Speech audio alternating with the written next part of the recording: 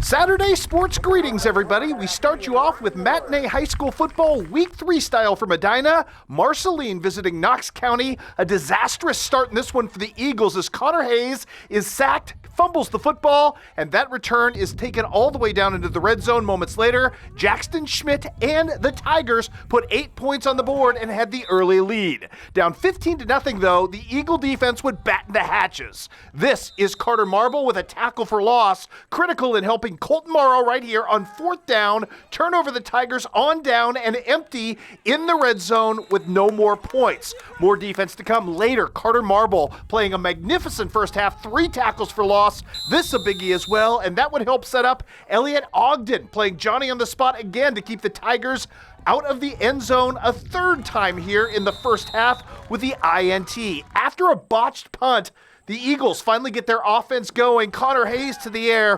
What a magnificent catch right there over the shoulder by Colton Morrow.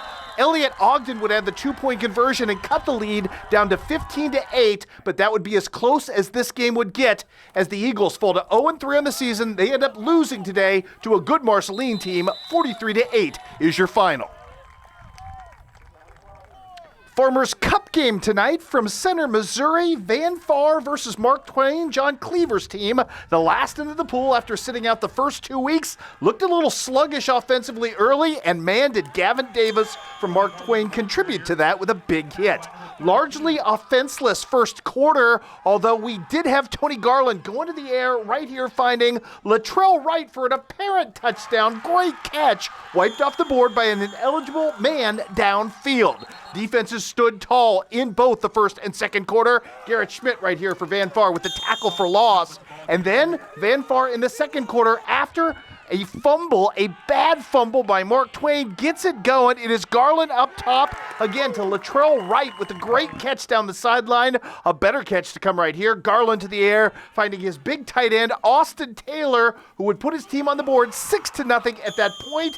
And through the rest of the first half, it would be all Van Far as they would lead this one 6-0 on a stout defensive effort. Also getting some great defensive play by the freshman Braden Lay with one of the best interceptions you'll see this year. But in the second half, Mark Twain's offense emerges with just enough. Gavin Davis with a touchdown. Jackson Lake with the game-winning 2-point conversion.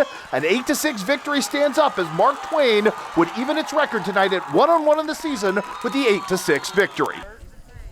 A reminder, kids, they are not just socks, but battle gear as far as Delaney Strauss is concerned. Let's do some cross-country. The Marion County superstar in the field today at the Palmyra Invitational, and she was off to the great start, but she would get some chase down action in this one from fellow junior Zoe Riggs of Wright City, who ran a really good race in her own right. Top 5 at the mile mark included Monroe City's Emily Williams and Palmyra's Lauren Reed as well. But down the stretch, it would be Strauss and Riggs going at it. Strauss not getting any quarter, but not backing down in her own right. Delaney holds off Miss Riggs by 6 seconds, winning in 21:28.9.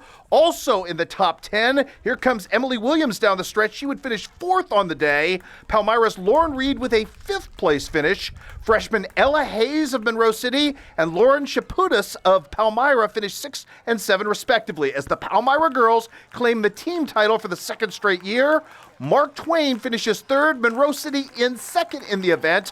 On the boys' side, not pictured here today, your winner is Kirksville taking the top 3 places.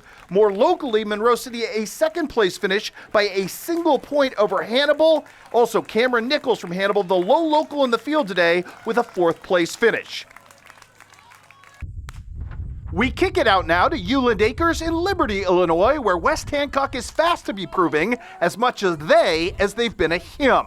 Obviously, Miles Shepard's still the marquee attraction, but the Titans are now state-ranked as a team 17th by mile split. And speaking of that, this Miles split the rest of the field very early. Mr. Shepard out on his own. Liberty's Cannon Wolf and Miles' teammates from the Titans, Noah Stout and Gabe Miller, giving good chase, but Miles Shepard is simply ridiculous, and in his own field running in 15:27.7 today. That's 74 seconds better than second place. A very respectable respectable time turned in again by the homestanding Cannon Wolf.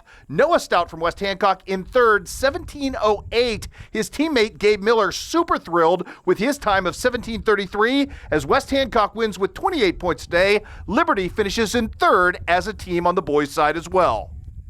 It would be a small field affair today for the ladies in Liberty, with only Quincy Notre Dame and West Hancock fielding full teams among the 6 squads attending. Illini West, Caitlin Dennis leading the early pack here, with Caroline Peters of South County, Ariana Nyson of Liberty, and Emma Whitaker of IW all lurking as well. Quincy Notre Dame trying to use volume to get the win today. Down the stretch, it's Caroline Peters with the win, the sophomore in a time of 21:22. The freshman from Liberty, Ariana Nyson, really good time today on her home track, 21:56.7. She's a name to watch into the future, as is fellow ninth grader Emma Whitaker of Illini West, who finished third, 22:45 for her. Quincy Notre Dame taking 4th and 5th place individually, as it would be Teresa Drotar in 4th place and Georgia Wilson in 5th to lead the brigade of Lady Raiders to a team victory with 25 points to West Hancock's total 30. Also today in cross country, the Bowling Green Bobcats and Lady Bobcats, each with second place team finishes at the Father Tolton Invitational in Columbia. And Culver Stockton opens the volleyball season at home with a pair of losses, losing in 4 games to Columbia College and in 5 to Avila. With your look at Saturday sports, I'm Chris Dewar.